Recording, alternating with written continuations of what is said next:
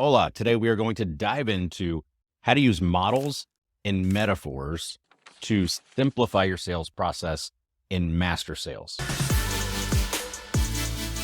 All right. Now, as a provider of professional services, whatever it is that you do, chances are you know your shit. You're a master of your craft. And that's what makes you great at doing your job. But it might be the same thing that keeps you from selling new clients. And the reason is you have what Chip and Dan Heath, authors of a couple great books, what they call the curse of knowledge, right? And the curse of knowledge is basically you forget what it's like to not know what you know today. It's the inability to rewind the clock 10 years, 15 years, whatever it is, and put yourself in the exact state of mind that your prospect is. And that causes a lot of people to really make the sales process or the sales experience pretty clunky, meaning you're using a lot of jargon, like acronyms and shit that people just don't completely understand, don't know what it is. Or you use technical, may I say boring, long-winded explanations of what you do and how you do it. Or you just like talk over people's heads, right? Like you've been doing this so long that you don't even realize you're talking at a level that just goes over your prospect's head. Or if not totally over their head, just makes it really hard to relate to. And what it really boils down to is you're spending a lot more time talking about how you do something than you do what it is that you do. In other words, you're spending more time talking about the mechanism that you use to help somebody get a result or get a transformation than you are the actual transformation itself. And what do people care about? People care about getting from point A to point B. What's in it for me? What's the result? What's the transformation I'm going to experience as a result of hiring you or hiring your company to help me solve a problem? That's what I want to know about. How you do it is less important. So today I'm going to talk about 2 ways to help cut through a lot of that and simplify your sales process. Make sure that the message is resonating with people so that you can close more deals. Now, the first thing that we're going to talk about is models. All right. Now, models are basically it's a visual representation of the transformation that you're going to help people accomplish, that they're going to experience or they're going to achieve as a result of working with you. And when you can do that, when you can break it down into a model, then what it does is it makes it easier to click. I can visually see the process and understand it better. The other thing that it does is it helps you communicate it better, right? Like if you have a consistent model that you're using to help walk people through how your services work and what it is that people are going to experience, it makes it easier for you to stay on track, keep things simple, because you've designed that model in a different environment. You've said, okay, like objectively, this is what we do. This is how we do it. This is what they experience. Now I'm going to talk about that every time that I'm on a sales call. So using a model or that visual representation of the process, it'll force you to think differently because you're not going to do that on the fly while you're on a call. You're going to sit, you're going to stare out a window. You're going to say, how do I break this down into a model? That process of forcing you to think about your services and the experience that they're going to have as a result of hiring you, that itself is a lot of the value of creating a model. The second thing is the model makes it click because like I said, when people can see it, it resonates. Some people are audio learners. Some people are visual learners. Maybe that's part of it, but more than anything, it's really just seeing it, understanding it in a simplified way. Now, on every sales call that we do for my business, Repeatable Revenue, we have a model that we lay out.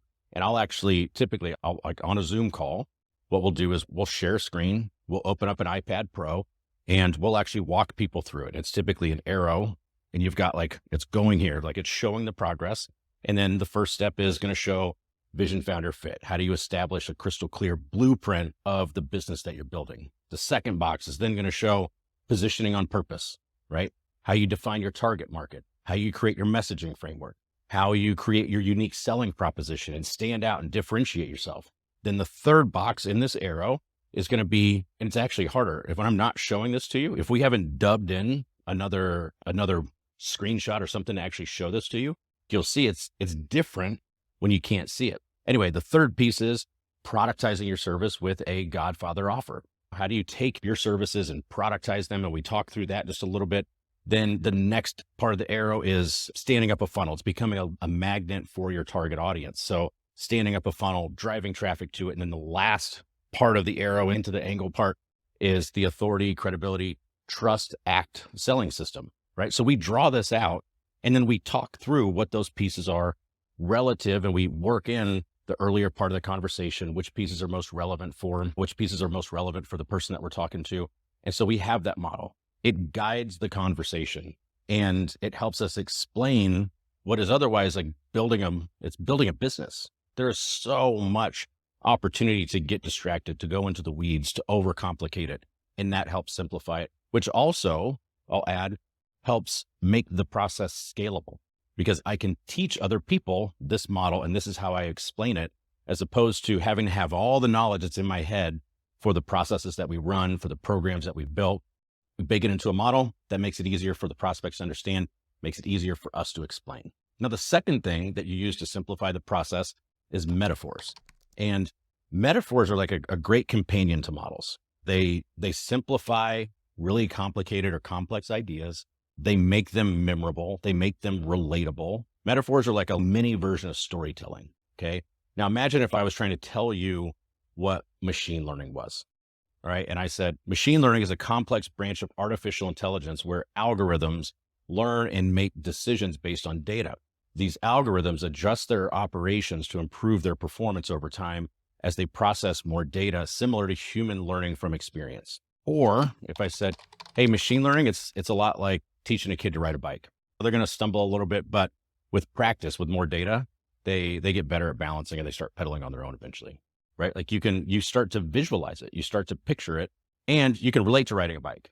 Whatever it was that I said that I read before is very tough to relate to. So it helps in that way.